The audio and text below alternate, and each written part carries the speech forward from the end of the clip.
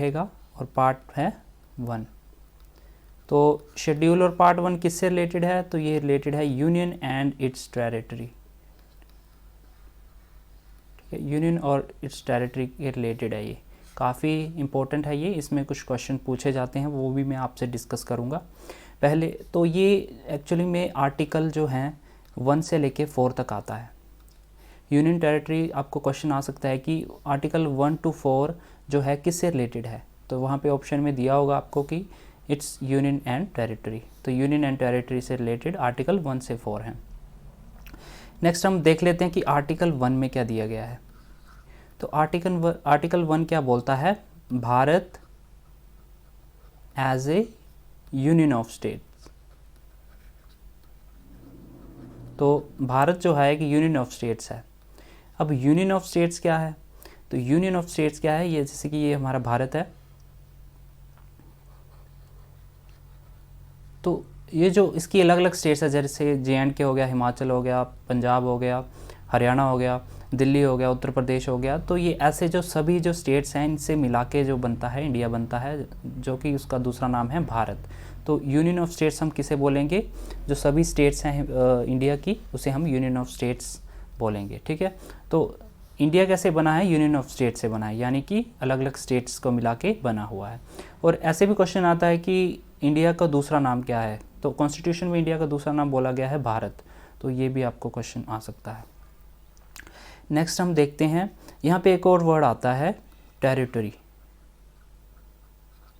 Territory of India, जैसे कि यहाँ पे दिया गया है। टेरिटरी ऑफ इंडिया क्या है? इसमें क्या क्या आता है? इसमें आता है यूनियन ऑफ स्टेट्स,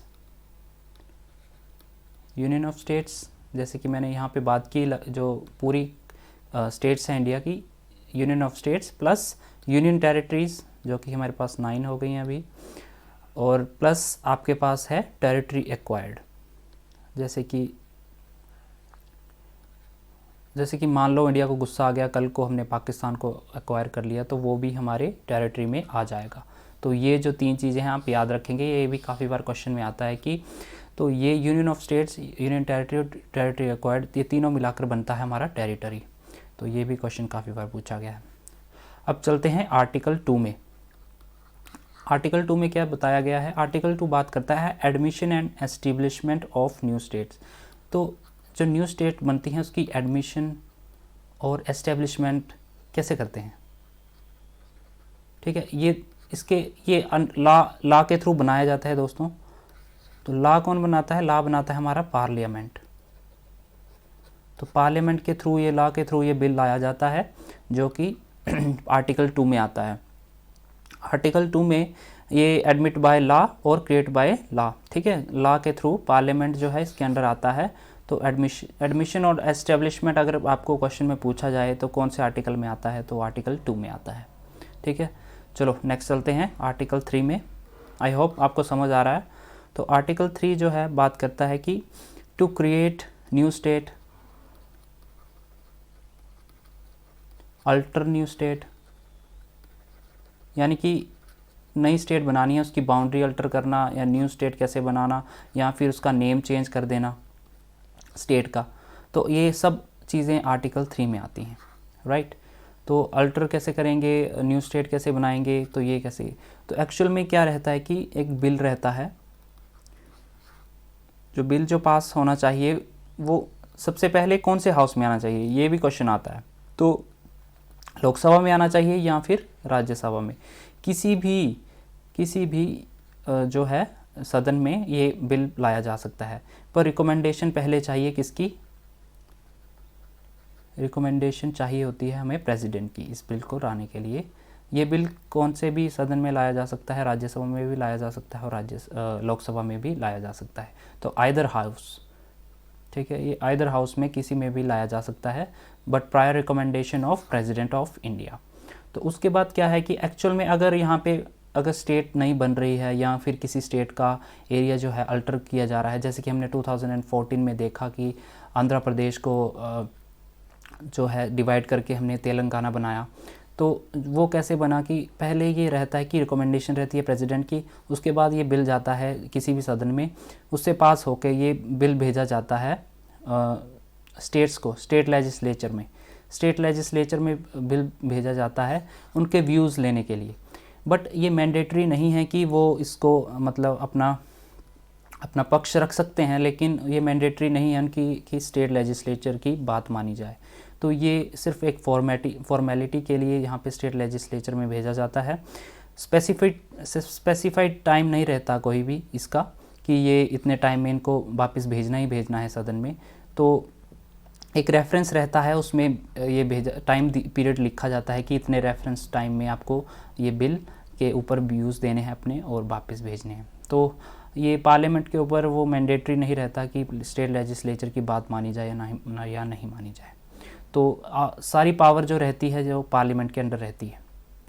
ठीक है, चलो नेक्स्ट चलते हम और भी बातें कुछ डिस्कस कर लेते हैं। तो दोस्तों जो बिल जो रहता है, मैंने आपको बताया कि आइदर हाउस ऑफ में किसी भी हाउस में ये लाया जा सकता है और ये सिंपल मेजॉरिटी के साथ पास होना चाहिए। सिंपल मेजॉरिटी रहती है, यानी कि मान लो यहाँ पे 100 मेंबर्स हैं हाउस में, तो अगर 51 मेंबर्स ने इसको अगर बिल पास हामी भर दी इस बिल के लिए तो ये पास हो जाएगा सदन में। ठीक है, मोर देन 50%, तो ये सिंपल मेजॉरिटी बोला जाएगा। ठीक है, तो स्टेट रिकॉग्नाइजेशन जो एक्ट जो है ये 7th अमेंडमेंट हुआ था कॉन्स्टिट्यूशन में। ये भी क्वेश्चन आ सकता है आपको, 7th अमेंडमेंट हुआ था, तो इसके थ्रू ये स्टेट रिकॉग्निशन जो है बिल ये लाया गया था। और ये जो एक्ट है 1956 में लाया गया था। ये भी आप डेट याद रख सकते हैं, आपको क्वेश्चन आ सकता है। तो स्टार्टिंग में जब कॉन्स्टिट्यूशन बना तो स्टेट रिकॉग्निशन एक्ट बना तो उस टाइम कितनी स्टेट्स थी? 14 स्टेट्स जो थी ऑलरेडी थी और हमारे पास 6 यूनियन टेरिटरीज थी उस टाइम। ये आप याद रखेंगे, 14 हमारे पास स्टेट थी और 6 यूनियन टेरिटरीज थी। उसके बाद 1960 को क्या है, बॉम्बे एक्ट बना। बॉम्बे एक्ट बनता है और यहाँ पे गुजरात और महाराष्ट्र 2 अलग स्टेट बनती हैं, गुजरात और महाराष्ट्र। इस साथ साथ आप नोट कर सकते हैं। एक और बात, आर्टिकल 4 में जो है ये बात की जाती है जो रहते हैं कि लॉज अंडर आर्टिकल 1 एंड 3, जो भी लॉज रहेंगे आर्टिकल 1 और 3 में, तो उससे रिलेटेड जो भी बातें हैं आर्टिकल 4 में रहती हैं कि क्या क्या इसमें क्या रहना चाहिए। इसकी रिकमेंडेशंस जैसे प्रेसिडेंट के पास रहती हैं। और अगर यहाँ ये जो आर्टिकल 1 और 3 के जो भी लॉज हैं और इसमें किस पे इफ़ेक्ट पड़ता है, कौन कौन से शेड्यूल में इफ़ेक्ट पड़ता है, तो शेड्यूल 1 जो है उस पर इफ़ेक्ट पड़ता है और शेड्यूल 4 में इफ़ेक्ट पड़ता है। शेड्यूल 4 में क्या इफ़ेक्ट पड़ता है कि राज्यसभा के जो मेंबर्स जो रहते हैं वो कम हो जाते हैं या बढ़ जाते हैं, तो उनकी सीट्स का बंटवारा करना पड़ता है। तो सीट्स ऑफ राज्यसभा जो है शेड्यूल 4 में आती हैं। तो शेड्यूल 1 तो हमें ऑलरेडी पता है, शेड्यूल 1 हमारा यूनियन एंड इट्स टेरिटरी है, तो इन दोनों में ये अमेंडमेंट करने पड़ते हैं। ठीक है, ये मैं आपको आगे बताऊंगा कि शेड्यूल 1 बाय 1 हम चलेंगे। हमारा फ़िलहाल शेड्यूल 1 चल रहा है जो कि यूनियन एंड इट्स टेरिटरी है पार्ट 1 में। तो 1960 में आपका बॉम्बे एक्ट बनता है, तो उसमें गुजरात और महाराष्ट्र हमारे अलग हो जाते हैं। उसके बाद 1962 में जो है हमारा नागालैंड बनता है। नागालैंड जो है 1962 में बनता है। और उसके बाद 1966 में पंजाब और हरियाणा डिवाइड हो जाते हैं। पंजाब और हरियाणा 1966 में डिवाइड होते हैं। उसके बाद 1971 में हिमाचल जो है ये उसको पूर्ण राज्य का दर्जा दिया जाता है, तो ये 1971 को ये बनता है। और उसके बाद जो 1971 में ही त्रिपुरा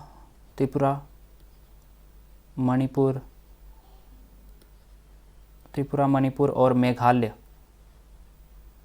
ये जो हैं ये स्टेट बनती हैं, राइट।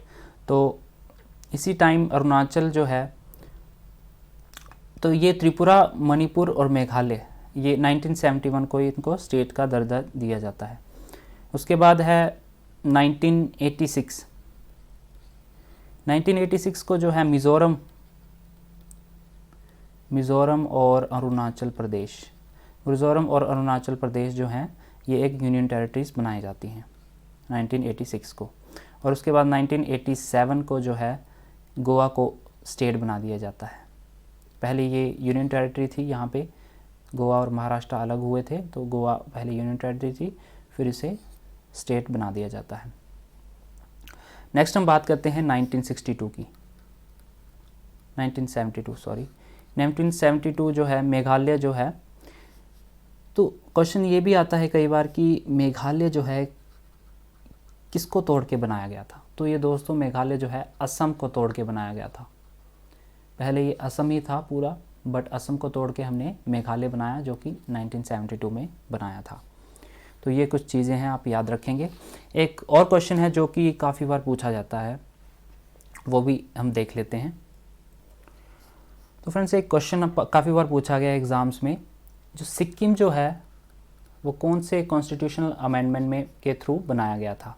तो दोस्तों ये 36 जो अमेंडमेंट हुआ था उसके थ्रू ये 1975 को, तो जो 36 अमेंडमेंट हुआ था 1975 को, तो सिक्किम जो है उसके थ्रू बनाया गया था। ये क्वेश्चन काफ़ी बार पूछा गया है। इसके बाद बात करते हैं हम 2000 की। 2000 में जो है हमारे पास 3 राज्य जो हैं वो बने थे। पहला राज्य था छत्तीसगढ़, दूसरा था हमारे पास उत्तराखंड, और तीसरा जो है हमारे पास झारखंड। तो ये छत्तीसगढ़, उत्तराखंड और झारखंड ये जो हैं 2000 में बने थे। 2014 में आपको मालूम होगा कि आंध्र प्रदेश जो है डिवाइड होके हमने तेलंगाना बनाया, तो ये 2014 की बात है। अब रिसेंटली हमने देखा कि 2019 में अगस्त में जम्मू एंड कश्मीर को तोड़ के हमने 2 यूनियन टेरिटरीज़ बना दी, जो कि लद्दाख और JNK दोनों रहेंगी। तो पहले हमारे पास 7 यूनियन टेरिटरीज़ थी, अब हमारे पास 9 यूनियन टेरिटरीज़ हैं। पहले हमारे पास 29 स्टेट्स थी, अब हमारे पास 28 स्टेट्स हैं। तो ये कुछ डिफरेंसेस जो हैं देखने को मिले हैं पिछले कुछ सालों में। तो ये आप याद रखेंगे कि स्टेट फॉर्मेशन भी काफ़ी बार पूछ लिया जाता है कि ये स्टेट कब बनी थी। और आर्टिकल्स आपको याद रखने हैं। आर्टिकल 1 में क्या आता है, आर्टिकल 1 में इंडिया एज ए भारत, और उसमें टेरिटरी की डेफिनेशन दी गई है। टेरिटरी क्या है, तो टेरिटरी 3 चीज़ों से बना के मिलती है, यूनियन ऑफ स्टेट्स और यूनियन टेरिटरी, और तीसरा टेरिटरी एक्वायर्ड। ठीक है, ये 3 चीज़ों से बन के टेरिटरी बनती है। और कॉन्स्टिट्यूशन में इंडिया का दूसरा नाम क्या है, भारत है। तो ये भी आप याद रखेंगे, क्वेश्चन बन सकता है। और आर्टिकल 2 में हमने देखा कि पार्लियामेंट के पास पावर है, जो भी बिल लेके आना है तो पार्लियामेंट के पास पावर है इस स्टेट को बनाने में। ठीक है, तो ये आप याद रखेंगे। आर्टिकल 3 में बात की गई है कैसे अल्टर नेम चेंज किए जाते हैं, और जो भी रहता है अल्टर कैसे करते हैं, और नेम चेंज किया जा सकता है, न्यू स्टेट बनाई जा सकती है 2 स्टेट्स को तोड़ के, ऐसे करके। तो 3-4 स्टेट्स को मिला के एक नई स्टेट बना सकते हैं। तो ये कुछ चीज़ें हैं, ये आर्टिकल 3 में हमारे बताई गई हैं।